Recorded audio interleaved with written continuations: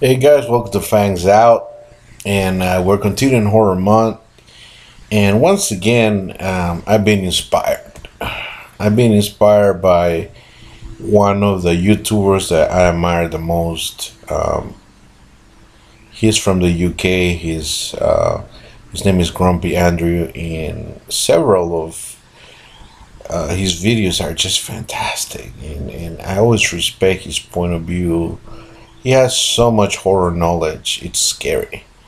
I mean, and he goes in depth into a lot of the, not only into horror movies but horror novels, which I'm not. I wish I was. I was a lot into the Stephen King. Reading the novels and then watching the movies. Not so much other horror writers, but there's one particular one that he recently did a video, which I'll put a link down so you can watch Grumpy Andrew, and please subscribe to him because you guys won't regret it. He's fantastic. Um, he's got James Herbert, you know, who wrote great books such as The Rats and The Fog, and among others. And right off the bat, when I watch his video, kind of playing tribute, kind of being a horror memory from what a great British writer James Herbert was, the late James Herbert. Unfortunately, he recently passed away in 2013, I believe. And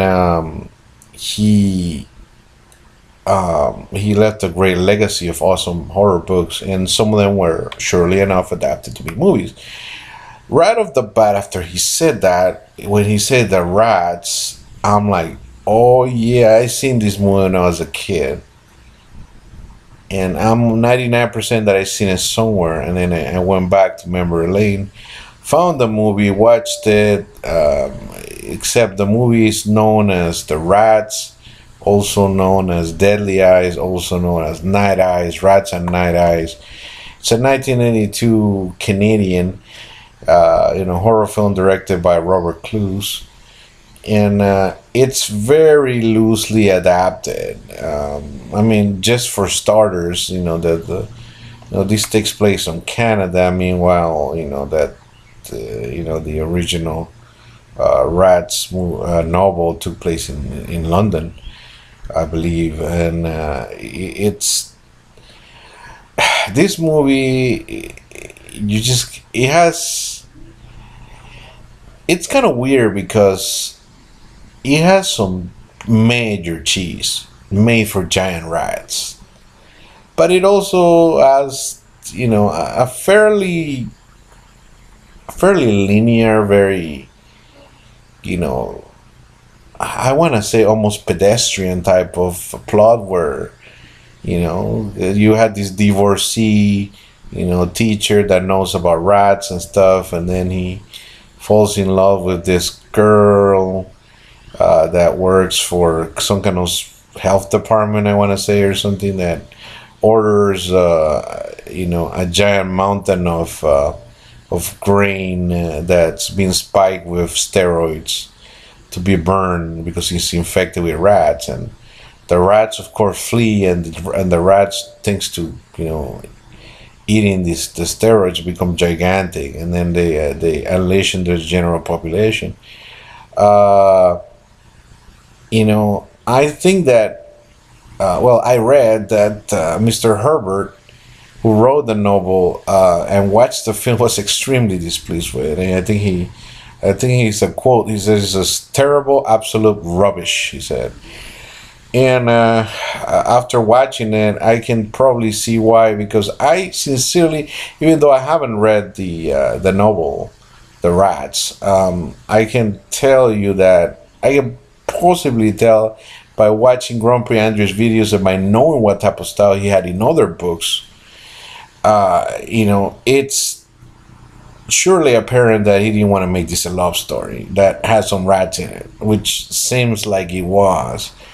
It was kind of more of a hardcore some kills, which there are some, by the way. The one, I mean, not hardcore enough, I would say, kind of like, but there's one particular one of the toddler, of the baby that gets eaten by rats. I mean, it's not hardcore enough not to be censored. He would have made it. I'm sure if Mr. Herbert, he probably would have gone the extra mile and make it, but it's just disturbing enough to make you uneasy. Let's just say it's and some of the unfortunately some of the attacks of the rats are, the close-ups are just hand puppets, but farther away you can see something that was kind of effective, which when I was a kid I watched the film I didn't notice, and then it was then later on I found out, and I just talked to Grand Prix Andrea about it, and it turns out that the people actually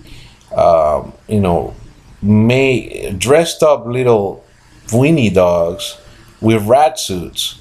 That's why they looked really, when they had the far away running from behind type of things, they looked like rats to me. I was like, wow, they're gigantic rats. I mean, I thought like they zoomed in on real rats or something, or they did some kind of camera angle which made them seem larger. But no, it's actually, that was effective.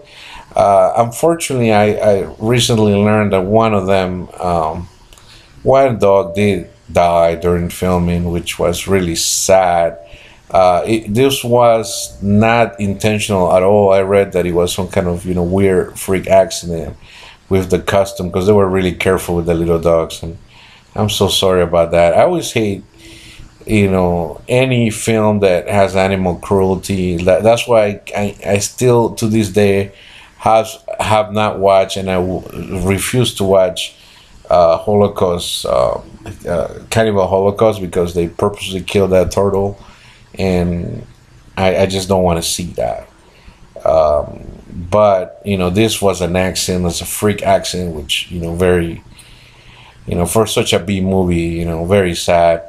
A little known fact is that this was the only movie produced by Golden Harvest, which is the martial arts Chinese company, and the only horror film produced by Golden Harvest, which fittingly has one of the best famous, or I should say infamous scenes, where the rats attack the movie theater.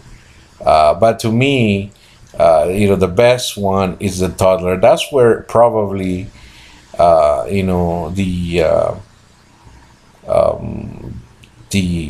film would have shined. The acting is actually pretty good. I mean, I like the plot. I like Sam Groom as Paul Harris as the teacher, and I like Sarah Botsford as her love interest, and they were good. Even had a special appearance by Scatman Crothers from The Shining, remember? And he only appears a little bit, and unfortunately, well, if it's a short appearance and there's giant hungry rats, I don't want to imply anything or spoil anything, but you do the rest. But I mean, he acts really good in the little spot he had. Overall, entertaining. I like the film. Would have been a lot better. I think that there's potential there to be really good, like, because it doesn't have enough bad acting to be a laughable, creature feature type of thing. So bad it's good. But I mean, and the effects are, some of them are decent enough. Like I said, I thought they were rats. The hand puppets are horrible. That was a bad idea. I mean, if they would have gone hardcore with the gore and go cheesier acting, this would have been great. Or go hardcore with the gore and make it a little bit more plausible thing, and take out less of the romantic crap that they had in there, and I would have bought it. I would have bought this as a fantastic film. As it stands, I think definitely, if you haven't seen it, this is a good giant rat, film. Definitely recommend it. As it stands, it's good, not great, But it's a good watch, especially if you enjoy giant rats. You want to see a little bit of gore? Sure, this is your cup of tea.